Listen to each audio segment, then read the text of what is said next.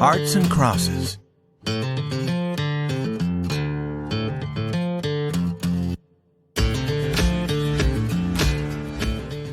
Baldy Woods reached for a drink and got it.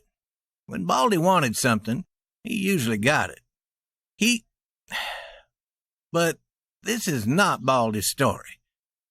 Now he took his third drink, which was larger than the first and the second. Baldy had been listening to the troubles of a friend. Now Baldy was going to tell his friend what to do, so the friend was buying him the drinks. This was the right thing for the friend to do. "I'd be king if I were you," said Baldy. He said it loudly and strongly. Webb Jaeger moved his wide hat back on his head. He put his fingers in his yellow hair and moved it about. It now looked wilder than before, but this did not help him to think better, and therefore he also got another drink. "If a man marries a queen, it ought not make him nothing," said Webb. Here was his real problem. "Surely not," said Baldy. "You ought to be a king, but you're only the queen's husband. That's what happens to a man in Europe if he marries the king's daughter. His wife becomes a queen, but is he a king? No. His only duty is to appear with the queen in pictures and be the father of the next king. That's not right. Yes, Webb, you are only the queen's husband. And if I were you, I'd turn everything upside down and I would be king." Baldy finished his drink. "Baldy," said Webb, "you and I have been cowboys together for years. We've been riding the same roads since we were very young. I wouldn't talk about my family to anyone but you. You were working on the Nopalito Ranch when I married Santa McAllister. I was foreman then. What am I now? Nothing." "When old McAllister was cattle king of West Texas," continued Baldy, "you were important. You told people what to do. Your commands were as strong as his." "That was true," said Webb, "until he discovered that I wanted to marry Santa. Then he sent me as far away from the ranch house as he could. When the old man died, they started to call Santa the cattle queen.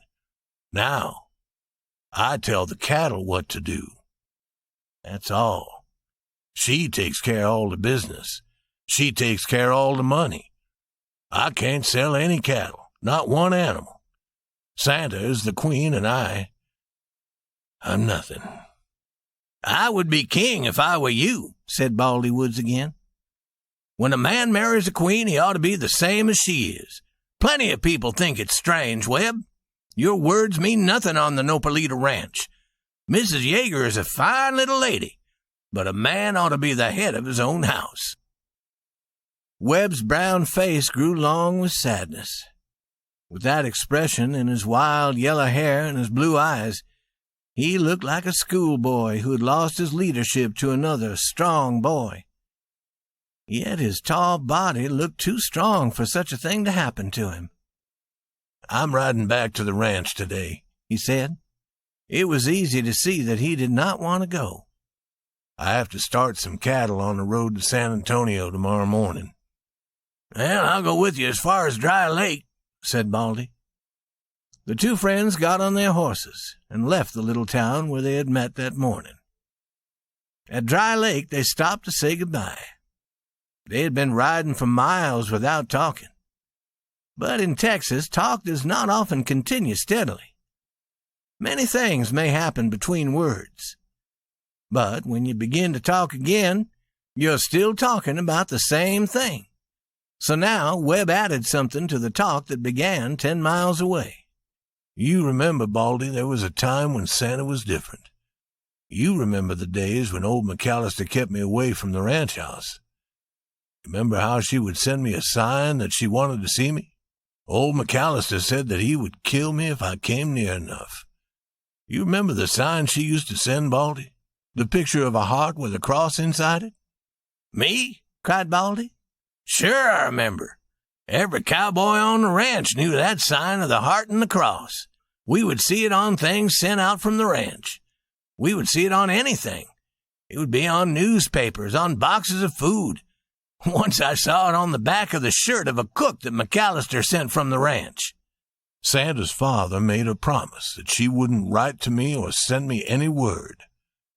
That heart and cross sign was her plan. When she wanted to see me, she would put that mark on something that she knew I would see. And when I saw it, I traveled fast to the ranch that same night. I would meet her outside the house. Well, we all knew it, said Baldy. But we never said anything. We wanted you to marry Santa. We knew why you had that fast horse. When we saw the heart and the cross on something from the ranch, we always knew your horse was going to go fast that night. The last time Santa sent me the sign, said Webb, was when she was sick. When I saw it, I got on my horse and started. It was a 40-mile ride. She wasn't at our meeting place. I went to the house. Old McAllister met me at the door. Did you come here to get killed? He said. I won't kill you this time. I was going to send for you. Santa wants you. Go in that room and see her. Then come out here and see me. Santa was lying in bed very sick, but she smiled and put a hand in mine, and I sat down by the bed, mud and riding clothes and all. I could hear you coming for hours, Webb, she said. I was sure you would come. You saw the sign? I saw it, I said. It's our sign, she said. Hearts and crosses. To love and to suffer. That's what they mean. And old Dr. Musgrove was there. And Santa goes to sleep, and Dr. Musgrove touches her face, and he says to me, You were good for her, but go away now. The little lady will be all right in the morning. Old McAllister was outside her room. She's sleeping, I said. Now you can start killing me. You have plenty of time. I haven't anything to fight with. Old McAllister laughs and says to me, Killing the best foreman in West Texas is not good business. I don't know where I could get another good foreman. I don't want you in the family, but I can use you on the Nopalito if you stay away from the ranch house. You go up and sleep, and then we'll talk. The two men prepared to separate. They took each other's hand. Bye, Baldy, said Webb. I'm glad I saw you and had this talk. With a sudden rush, the two riders were on their way. Then Baldy pulled his horse to a stop and shouted. Webb turned. If I were you, came Baldy's loud voice, I would be king. At 8 the following morning, Bud Turner got off his horse at the Nopalito ranch house. Bud was the cowboy who was taking the cattle to San Antonio. Mrs. Jaeger was outside the house putting water on some flowers. In many ways, Santa was like her father, King McAllister. She was sure about everything. She was afraid of nothing. She was proud. But Santa looked like her mother. She had a strong body and a soft prettiness. Because she was a woman, her manners were womanly. But she liked to be queen, as her father had liked to be king. Webb stood near her, giving orders to 2 or 3 cowboys. Good morning, said Bud. Where do you want the cattle to go? To Barber's as usual? The queen always answered such a question. All the business, buying, selling, and banking, had been held in her hands. Care of the cattle was given to her husband.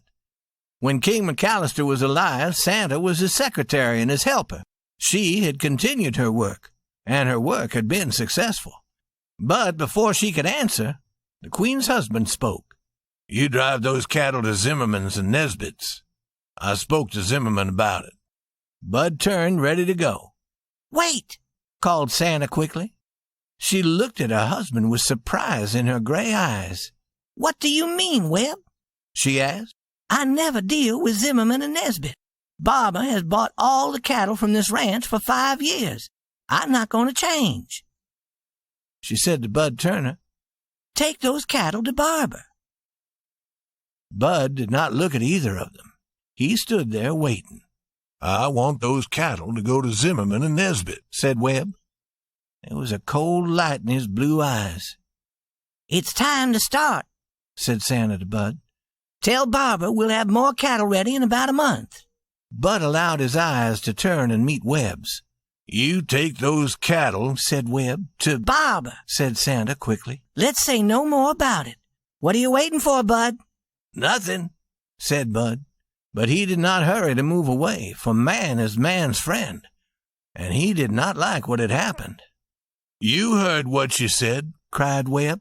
"We do what she commands." He took off his hat and made a wide movement with it, touching the floor. "Webb," said Santa, "what's wrong with you today?" "I'm acting like the Queen's fool," said Webb. "What can you expect? Let me tell you, I was a man before I married a cattle queen. What am I now? Something for the cowboys to laugh at. But I'm going to be a man again." Santa looked at him. "Be reasonable, Webb," she said quietly. "There's nothing wrong. You take care of the cattle, I take care of the business. You understand the cattle.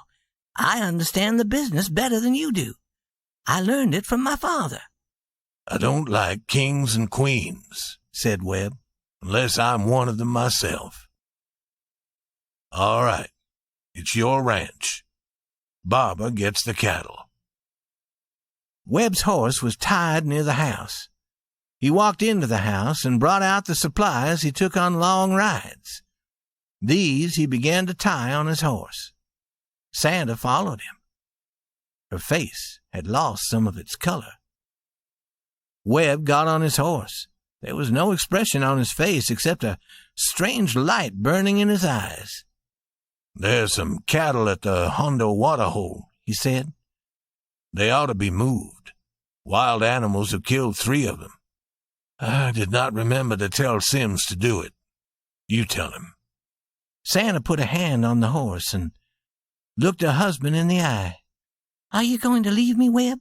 she asked quietly. "I'm going to be a man again," he answered. "I wish you success," she said with a sudden coldness. She turned and walked into the house. Webb Jaeger went to the southeast as straight as he could ride. And when he came to the place where the sky and the earth seemed to meet, he was gone. Those at the Nopalito knew nothing more about him. Days passed, then weeks, then months, but Webb Jaeger did not return.